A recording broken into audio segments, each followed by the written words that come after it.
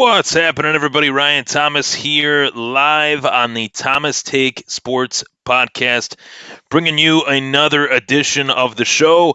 I am in the midst of some reconfigurations. I'm in the midst of some changes as far as office, studio, whatever you want to call it. So I am working and recording right here out of my guest room as I'm making some new additions, some changes to the studio.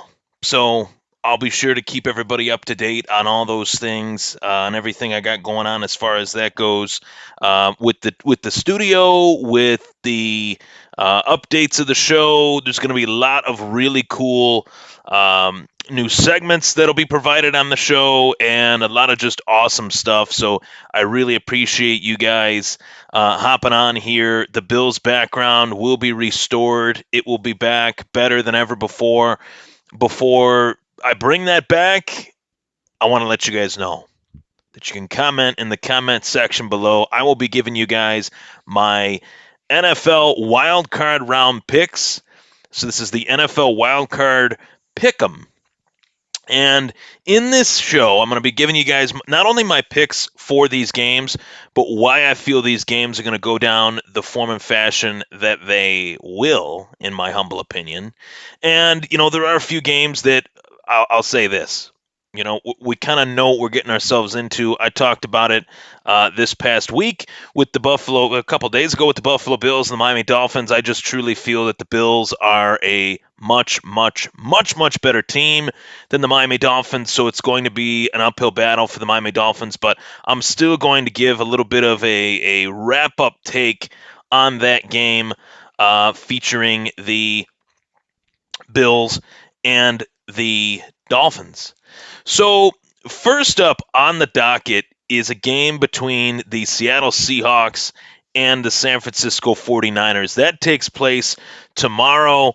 And, okay, prior to the season starting, I put out an NFL futures bet. That futures bet consisted of who I felt would not only be in the Super Bowl, but who would win the Super Bowl. I bet on the Bills and the 49ers to be in the Super Bowl. That's what I expected. That's what I wanted, so that I would hit that parlay bet, that future bet, and we would see the Bills and did I say Bills and Dolphins? Bills and 49ers, pardon me, in the Super Bowl.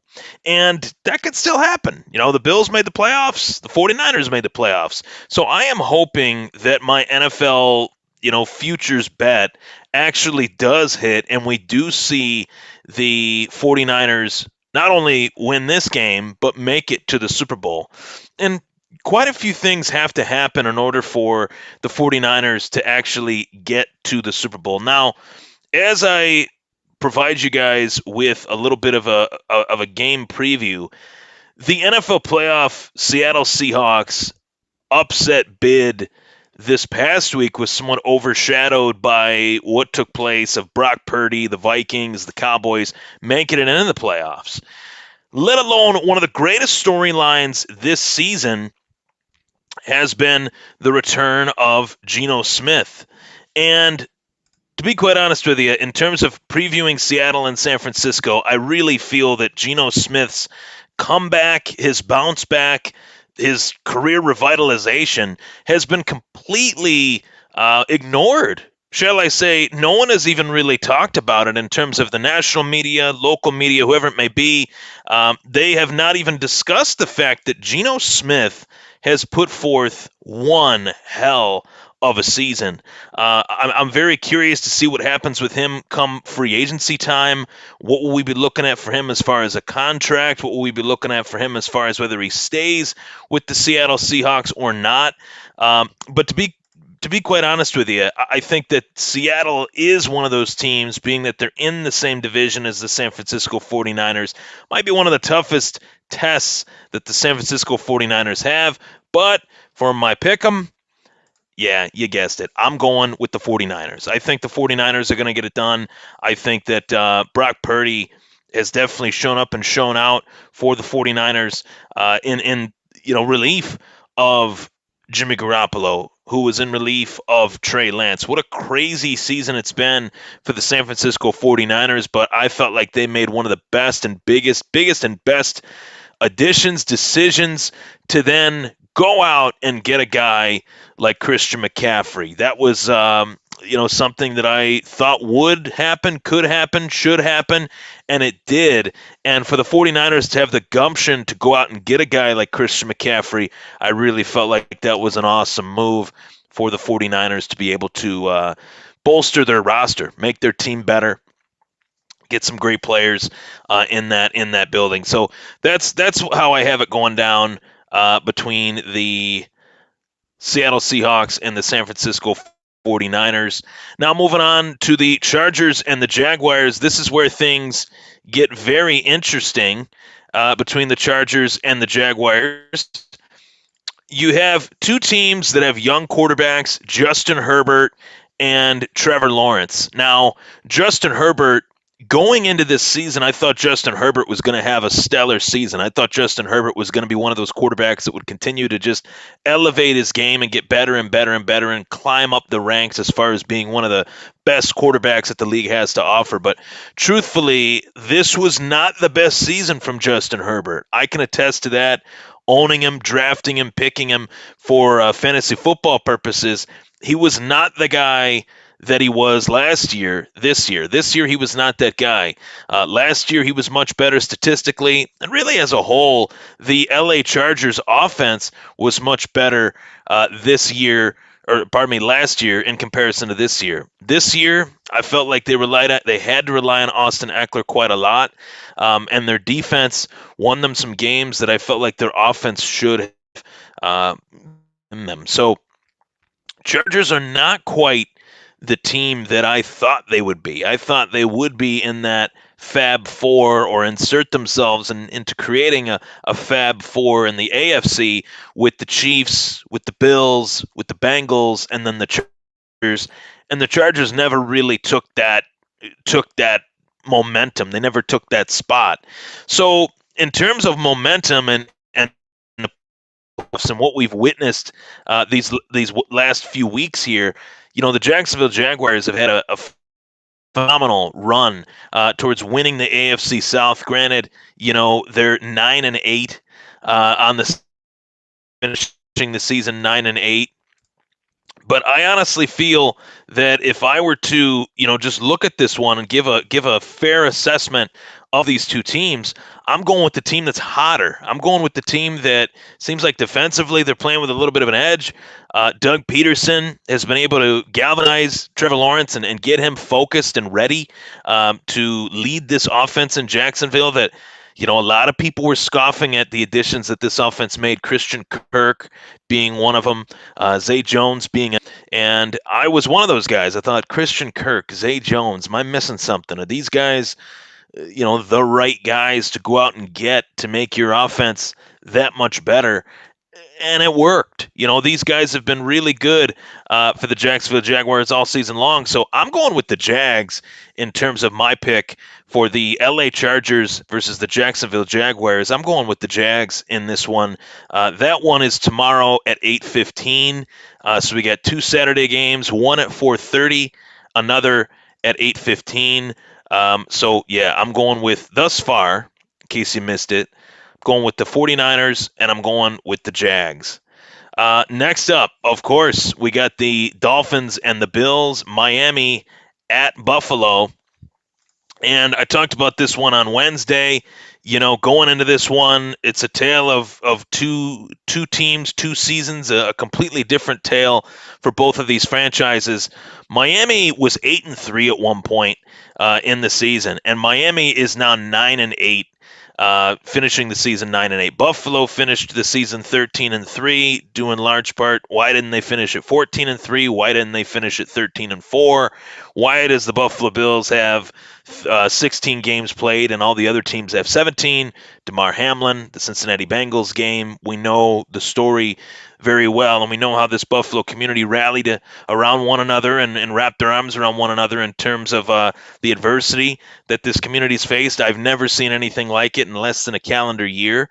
Since May of 2022, this community has faced quite a lot. So I know that the community is rallying not just around one another, but rallying around this team as the team has rallied around the community. It's been a full circle, circle the wagons type season. And truthfully, the Buffalo Bills are not done. They're not going to end it here. They're not going to continue this ineptitude in the playoffs. I think this wild card round in 2023 for the Buffalo Bills is going to be an easy one. It's going to be a fun one where we're going to see the Buffalo Bills rout the Miami Dolphins. I think this is probably one of the easiest picks of this week. If I am wrong, I'm wrong, and I would hate to be wrong on this one for obvious reasons. Diehard Buffalo Bills fan, born and raised in Buffalo, New York, despite the Boston Red Sox hat and T-shirt. The Buffalo Bills are my football team. Everybody knows that. So my pick is the Buffalo Bills, and I think it's going to be 31-10. Skylar Thompson getting the start for the Miami Dolphins. Look out, Skylar Thompson. This Bills defense is coming for you. Sunday at 4:30, you got the Giants and the Vikings. Man, what a season that the Giants have had in terms of ups and downs, and what a season that the Minnesota Vikings have had. I mean, double-digit wins, but double-digit wins by less than one possession. Out of like 10 of the 13 victories that the Vikings have had this season, they've been by one possession. This game's interesting because the Giants have added so much young talent to that defense. That's what allowed them to win games against Green Bay early in the season. That's what allowed them to really get a hot start to the season. Not only was their offense doing well, but their defense was doing very well. Kayvon Thibodeau, one of my favorite players in this past year's draft, he had a phenomenal season for the Giants. Quite possibly could be Defensive Rookie of the Year, depending on who you talk to. But I got Minnesota winning this one. I think Minnesota's going to get it done. And thus far, to the point of the Keith Alice, he said that he's going with all the home teams in the comments section. And thus far, I got all the home teams. I'm going with Minnesota. I do think this game is going to be another trademark close game for the Minnesota Vikings, and I think that it's going to be a game that will be entertaining. So that's on the Sunday slate, 4:30, right after the Buffalo Bills bulldoze through the Miami Dolphins.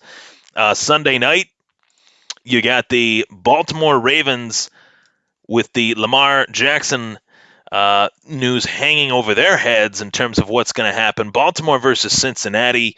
I've talked about the AFC ad nauseum, it seems like, on this show in terms of what I expect for the AFC, the Bills, the Chiefs.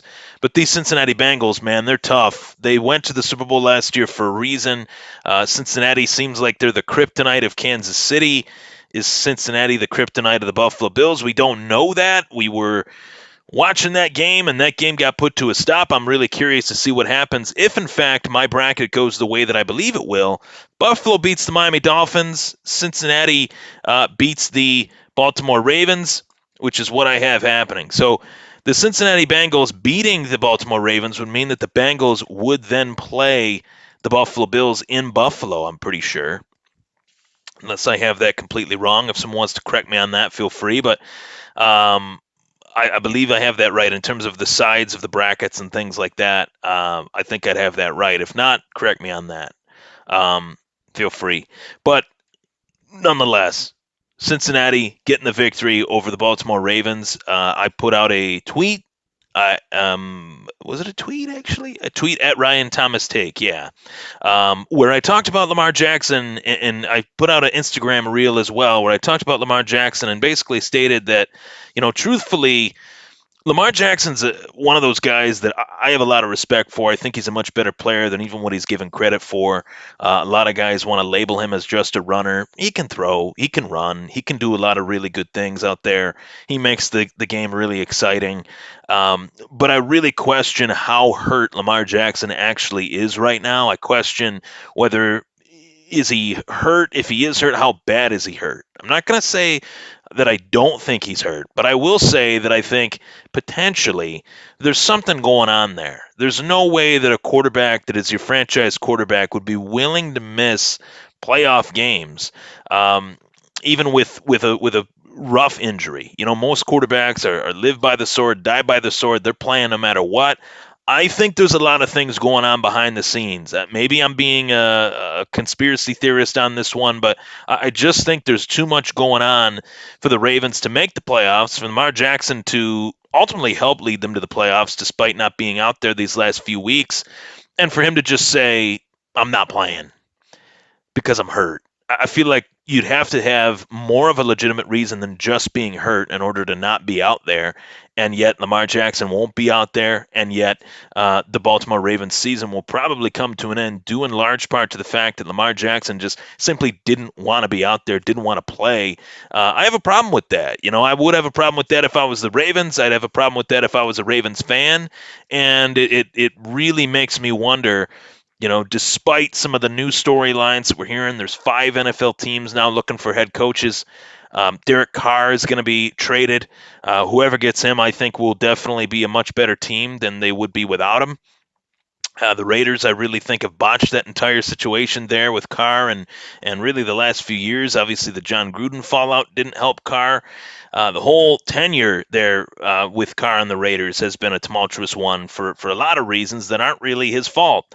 So, sidebar there, but Lamar Jackson being a free agent, Derek Carr being a free agent, or not a free agent, but going to a new team. Lamar Jackson going to a new team. I definitely expect that to happen. I don't see how Lamar Jackson could ever wear a Ravens uniform again when this stuff is going on. It's very odd to me.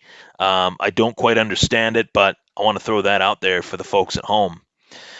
So Monday night, we do have a Monday night NFL wildcard round game, and that has actually created some controversy amongst the fan base of the Dallas Cowboys, as they're complaining that they shouldn't have to play a playoff game and wild card round on Monday night. Even their own quarterback, Dak Prescott, is saying that he doesn't believe that they should play a wild card game on Monday night, that it delayed his vacation, it's ruined his week, yada, yada, yada.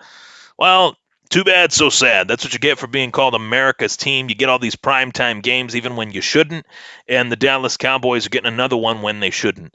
One that they don't want, playoff week, wild card round, and they're getting an opponent that I don't think they want either, and that opponent is the Tampa Bay Buccaneers. And call me crazy, I know Tampa Bay and that division in particular, the NFC South, Tampa Bay, New Orleans, Atlanta, Carolina, one of the most hapless divisions in my time of watching football in terms of what they've brought to the table or what they haven't brought to the table.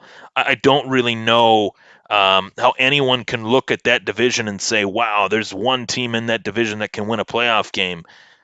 But they're playing the Dallas Cowboys. The Tampa Bay Buccaneers, the winner of that division, is playing the Dallas Cowboys. If they're playing anybody else but the Dallas Cowboys, I'd say one and done, call it a day. Tom Brady against the Dallas Cowboys, he's undefeated. Not only is he undefeated, his numbers are beautiful in terms of the stat sheet, completion percentage, yards, touchdown to interception ratio. I don't have those in front of me, but his career against Dallas, he's been a Cowboys killer. Even in Tampa Bay, playing against the Dallas Cowboys, you go back to his first season in Tampa Bay, the first week of the season with Tom Brady as a Tampa Bay Buccaneer, and he went off, So I think Tampa Bay is going to win this one. I really do. And I think it's going to cause an uproar as to whether or not teams should play games on Monday night in the opening NFL wildcard round. And I think that's pathetic and ridiculous, to be quite honest with you. I think that's going to be used as an excuse by the Cowboys. It already is being used as an excuse by the Dallas Cowboys, as they're always an accident waiting to happen. So I got a wide array of picks here, and those picks consist of teams that are all playing home games. The 49ers winning against the Seattle Seahawks, the Jacksonville Jaguars, the Jags, winning against the LA Chargers, the Buffalo Bills winning against the Miami Dolphins, Minnesota Vikings winning against the Giants, the Cincinnati Bengals winning against the Ravens, and the Tampa Bay Buccaneers winning against the Dallas Cowboys. That's just how I see it, and that's how I see it going down, just matchup by matchup. Not even necessarily because of the home-away factor, but just due to the fact that I think those teams are going to get those matchups done. They're going to get those W's that they need, and they're going to move on in the next round. So there you have it. Those are my NFL wild card round picks for the 2023 NFL playoffs, my wild card pick 'em. I greatly look forward to this weekend's slate of matchups, plenty of great ones. Most importantly, Dolphins, Bills, squish the fish. Let's go Buffalo Bills Mafia, mount up. Go Bills.